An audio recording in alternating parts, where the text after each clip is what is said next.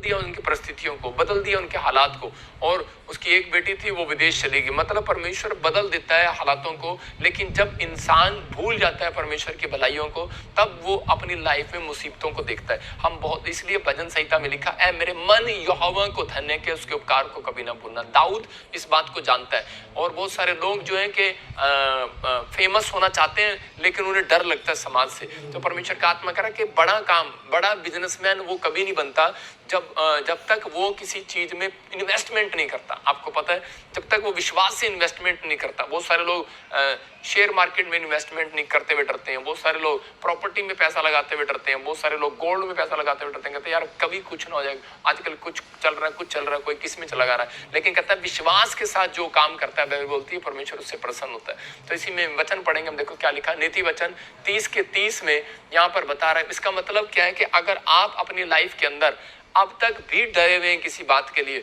तो आप कभी सक्सेसफुल नहीं हो सकते, फेमस नहीं हो सकते। आपको पवित्र आत्मा ने कहा जा तू इलेक्शन लड़, आप लड़ नहीं रहे, आप एमएलए नहीं बन रहे, आप एमपी नहीं बन रहे, मैं फिर कह रहा हूं कि आप संघर्ष नहीं कर रहे अपनी लाइफ में, आप डरे हुए। जो काम करना है, बाइबल बोलती है जो विश्वास से काम करता है मैं उससे प्रसन्न होता हूँ।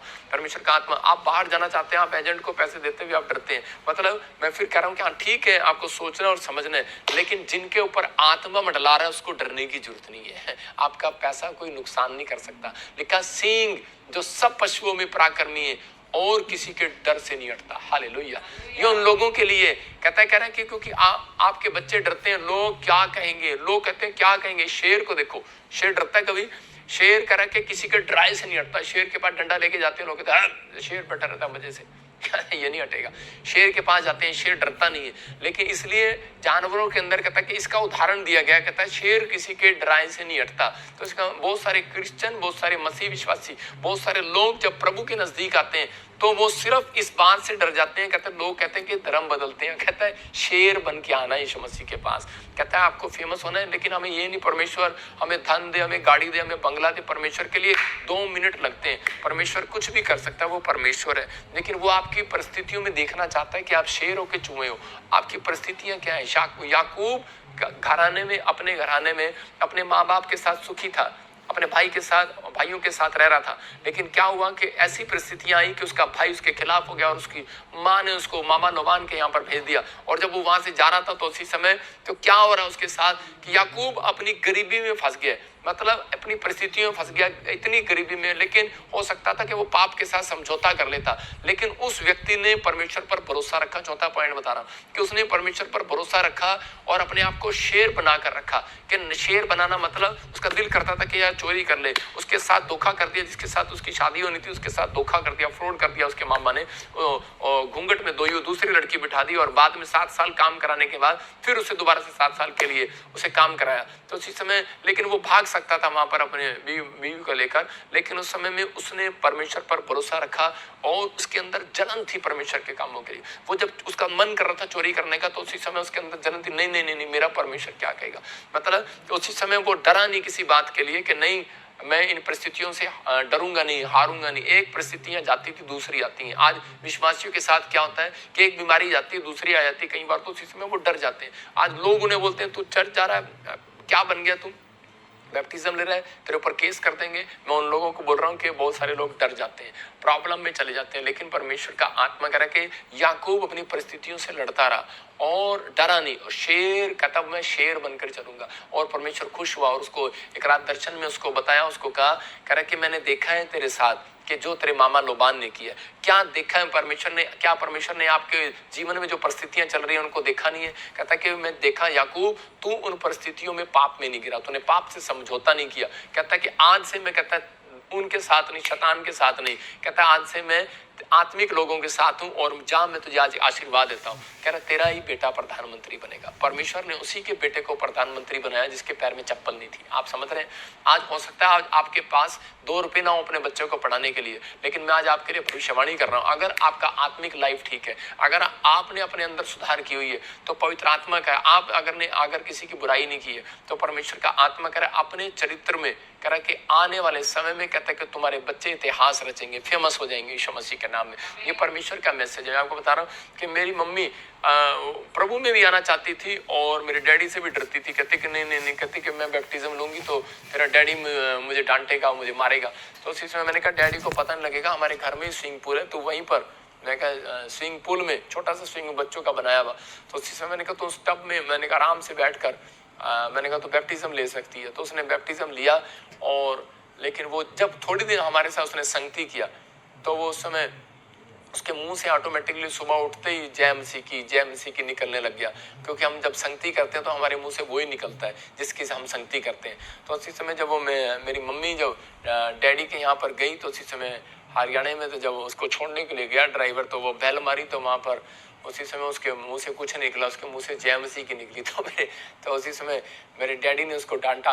मैं आपको बता रहा हूँ कि वो जो डर रही थी मेरे डैडी को बताते हुए, तो उसने कहा जब मेरे डैडी को पता लग ही गया तो वो उस दिन से वो शेर बन गई, शेरनी बन गई। उसने कहा कि अब मैं किसी का डराई हटने वाली नहीं हूँ। तो आज भी वो प्रार्थना में बनी हुई है। परमेश्वर का आत्मा कहता है कि आप एक दिन जितना डरते हो आपको और डराएगा शैतान। जिस बीमारी से आप डरते हैं आपको और डराएगा शैतान। कहता है जिस कर्जे से आप डरते हैं और उसे आपको और डराएगा। जब आप कह रहा है कि आप कोर्ट केस से डरते हैं आपको और डराएगा। उसको पता है आप किस चीज में कमजोर है, किस चीज में आप डरते हैं, उसी चीज से डराएगा। अगर कोई बच्चा किसी चीज से डरता है, अगर वो भालू से डरता है तो मैं भालू का खिलौना लाऊंगा उसके लिए। आप समझ रहे हैं कि नहीं? अगर आप डराना चाहते हैं किसी को तो उसी समय आप शेर से डरते हैं तो वो शेर का खिलौना लाएंगे। अगर आप सांप से डरते हैं तो सांप का खिलौना लाएंगे। तो आप जिस ड्रीम से डरते हैं वो ड्रीम आपके पास आप डंडे से भागा नहीं करते।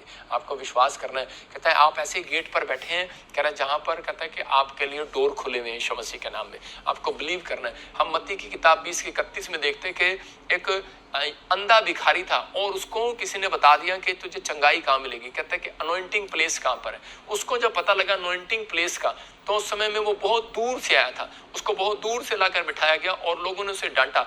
लिखा कह रहा लोगों ने उसे डांटा कि चुप रहे, और पर वे और भी चिल्लाकर बोले हे प्रभु दाऊद की संतान हम पर दया कर। मतलब उनको पता लग गया कि यहाँ से यीशु मसीह जाने वाला है और ये एक अनॉइंटिंग प्लेस है। और मैंने अगर आज इसको छोड़ दिया, उस अंधे भिखारी को मालूम था कि यीशु मसीह यहाँ से जाने वाला है। अगर मैं आज डर गया इनके बोलने से, अगर मैंने नहीं मांगा, पता नहीं यीशु मसीह दोबारा यहाँ से कब जाएगा। उसको ये विश्वास था कि वो जाएगा पक्का। और अगर मैं उसको जागता मिल गया, बोलता मिल गया, तो वो मेरी परिस्थितियां बदल देगा। तो आज आपको ऐसा विश्वास करने के पवित्र आत्मा आज रात आपकी परिस्थितियों को चेंज कर सकता है। आपके लाइफ में जो कुछ हो रहा है, जो कुछ नहीं भी हुआ अब तक, पवित्र आत्मा कह रहा है सब कुछ चेंज कर सकता है आपकी लाइफ में। अब वो आपको दे सकता है, जो परिस्थितियां आपके खिलाफ चल रही हैं उनको हटा सकता है। लेकिन इस व्यक्ति ने कैसे जंग जीती, इसको पास कहता है कि यीशु मसीह जा रहा था लेकिन लोगों ने डांटा। कहता है वो देख निकल गया वो, लेकिन उसी समय उस व्यक्ति ने फिर भी चिल्लाना बंद नहीं किया, मांगना बंद नहीं किया। और उसी समय यीशु मसीह वापस पलट कर आया और उसको आशीर्वाद दिया और उसको अंधे को चंगा कर दिया। इसका मतलब क्या है कि परमेश्वर उसका विश्वास देख रहा था, उसके अंदर जलन देख रहा था कि कितनी जलन है, और उसके अंदर देख रहा था, उसको हटाया। लेकिन वो कह रहा था हट जा, कहता कि मेरे प्रभु के लिए मुझे मत रोक। आज आपके अंदर कितनी जलन है परमेश्वर के कामों के लिए? परमेश्वर के कहता है आपके अंदर परमेश्वर के कामों के लिए जलन है या नहीं है मुझे नहीं मालूम, लेकिन पवित्र आत्मा जलन देखना चाहता है। दाऊद के अंदर जलन थी। कैसे पता लगता है कई बार कि आपके ऊपर खुदा की जलन है, खुदा के कामों के लिए जलन है या नहीं है? मैं उन लोगों के लिए बात कर रहा हूं कि ये अंधा भिखारी कब चंगा हो गया, क्योंकि इसको मालूम था अनॉइंटिंग प्लेस ये। एक दिल्ली से परिवार था, उसको एक कोढ़ की बीमारी थी, और उसी समय के वो जब पता लगा उसके एक अनॉइंटिंग प्लेस है, प्रॉफिट बजिंदर सिंह मिस्ट्री में, वहां पर प्रभु यीशु मसीह ने चंगा करते हैं लोगों को, तो वो चंडीगढ़ आना स्टार्ट किया। जब वो चंडीगढ़ आया तो उसी समय परमेश्वर के अनुग्रह से उसके लिए प्रार्थना हुआ और वो मतलब उसको थोड़ा सा हीलिंग मिलना स्टार्ट हो गया। लेकिन उसके बीच में कई बार शैतान ऐसे लोगों को भेजता है। वहां पर बैठे उसको कहने लगी एक लड़की कि नहीं कि यहाँ पर कुछ नहीं है, कुछ नहीं है, कोई फायदा नहीं है, कोई फायदा नहीं है। लेकिन वो व्यक्ति को हल्की सी चंगाई मिली थी, उसको एक उम्मीद हुई थी, और उसी समय उस व्यक्ति के अंदर एक जलन था। उसने कहा, कहता है कि मेरे आत्मिक पिता के लिए आज तो तूने बोल दिया, दोबारा ना बोलियो। और उसी समय पवित्र आत्मा ने उसको उस दिन से चंगा करना शुरू कर दिया और वो 3 दिन में चंगा हो गया। मैं आपको बता रहा हूँ कि वो व्यक्ति की गवाही है बहुत बड़ी। वो कहता है कि जिस दिन से मैंने आपके लिए एक जलन दिखाई ना, मैंने प्रभु के लिए कामों के लिए जलन दिखाई ना, कि मुझे एकदम से गुस्सा आया पापा, तो उसी समय क्या होगा, उस दिन से परमेश्वर ने उसके कामों को खोलना शुरू कर दिया। अब मैं इसे आपको एक वचन से बताऊंगा। देखो, दाऊद के सामने गोलियत खड़ा था और वो परमेश्वर को ललकार रहा था, और उसी समय फोटो में भी आप देख सकते हैं, तो उसी समय वो क्या कर रहा था, लेकिन दाऊद ने पत्थर लिया और उसी समय उसको मारा। क्यों मारा? क्योंकि उसके अंदर परमेश्वर के कामों के लिए जलन थी। वो परमेश्वर का नाम सुनना, परमेश्वर के नाम की बुराई भी सुनना नहीं चाहता था। और उसी समय आप पतरस को देखो, पतरस ने क्या किया? पतरस के जब उसके आत्मिक पिता के खिलाफ बोला गया यीशु मसीह के, उसने उसी समय तलवार निकाल कर मार दिया, कान काट दिया उसका। और उसी समय देखो क्या हुआ, उसके हाथ में तलवार है। इसका मतलब कि परमेश्वर को तो इनको निकाल देना चाहिए था, भगा देना चाहिए था, इनको डाउन कर देना चाहिए था, इनका बिजनेस बर्बाद कर देना चाहिए था। लेकिन परमेश्वर ने उसकी ओर देखा। परमेश्वर ने कहा, पतरस, कहता है जा मैं तेरी गलतियों को चिपका देता हूँ। उसका कान ही चिपका दिया। और उसी समय पुलिस वाला कहने लगा मेरा कान काट दिया, मैं इसको अंदर करूंगा। कहता दिखा कहाँ कान कटा? कहता यार कान तो कटा ही नहीं है। आप समझ रहे हैं कि नहीं? अगर आप परमेश्वर के कामों के लिए खड़े हैं, मैं ये नहीं कह रहा हूं कि आप किसी का कान काट दें, लेकिन पवित्र आत्मा आपसे बात कर रहा है कि आप परमेश्वर के कामों के लिए समर्पित हैं कि नहीं, आपके अंदर जलन है कि नहीं। कहता है कैसे पता लगता है जलन? परमेश्वर ने दाऊद को राजा बना दिया। देखा, क्योंकि उसने किस बात के लिए? अपनी माँ के लिए पत्थर नहीं उठाया, बाप के लिए पत्थर नहीं उठाया। माँ को गाली नहीं दे रहा था, वो बाप को गाली नहीं दे रहा था, वो परमेश्वर को गाली दे रहा था, ललकार रहा था। उसने तब पत्थर उठाया। आप समझ रहे हैं? यहाँ पर वो किसी आम व्यक्ति को मारने नहीं आया था, यीशु मसीह को मारने के लिए, पकड़ने के लिए आया था। उसने उठा लिया। अगर आज आपके कहता है कि पादरी को कोई मारने के लिए आ रहा है, अगर आज आपके कह रहा है कि कोई गाली दे रहा है या कोई कुछ कर रहा है और आप चुप बैठे हैं, मैं फिर कह रहा हूँ, मैं ये नहीं कह रहा हूँ कि आप उसको मारने के लिए जाएं, लेकिन आप वहां से स्थान से उठ जाएं या फिर उसको चुप कराएं, उसका मुंह बंद कराएं। क्योंकि अलीशा ने उसको कहा, कहता कि हेलो चुप कर। उसने, क्योंकि लोगों ने आकर कहा, कहते कि देखो तेरे प्रॉफिट से भी बड़ा प्रॉफिट आया हुआ। उसने कहा चुप करो, चल चल निकल यहाँ से, साइड में हो। और उसने उसी समय क्या किया? परमेश्वर ने उसी समय कहा कि एलिया आने से पहले ये मिनिस्ट्री इसको देकर आना, हालेलुया, ये अनॉइंटिंग इसको देकर आना। वो परमेश्वर उन लोगों को देखता है। पतरस को कहा, पतरस तू चट्टान है। अगर आपके अंदर, कहता आपके बाप को जब कोई गाली दे देता है तो आपको गुस्सा आ जाता है। कहता है कि आपके बाप की गाड़ी चोरी हो जाती है तो आपको गुस्सा आ जाता है, लेकिन जब परमेश्वर के कामों का में, कहता है कि टेंट फट जाता है तो आपको गुस्सा नहीं आता। जब चर्च में कुछ चीजें नहीं होती तो